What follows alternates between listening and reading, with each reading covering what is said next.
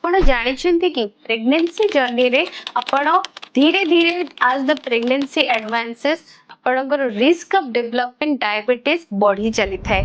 Till the age of 28 weeks ଆପଣଙ୍କର ବଢିବାର chances ଥାଏ। ଆପଣ ଭାବୁଥିବେ ଯେ ଆମେ ପ୍ରେଗନେନ୍ସି ପୂର୍ବରୁ ତ ସବୁ ଟେଷ୍ଟ କରିଛୁ ଆମର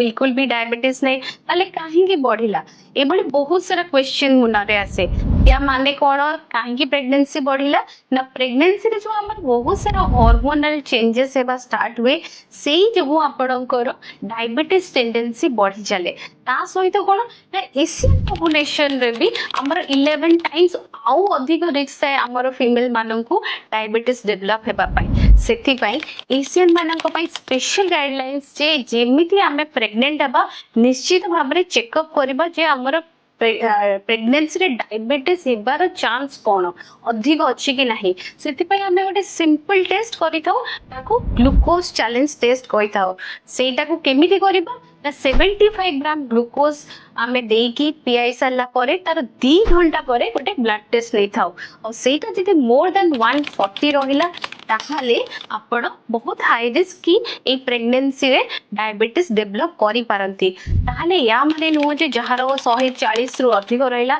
ताको तो निश्चित भाबरे भाई डायबिटीज माने इंसुलिन लागिबो बिल्कुल भी नुह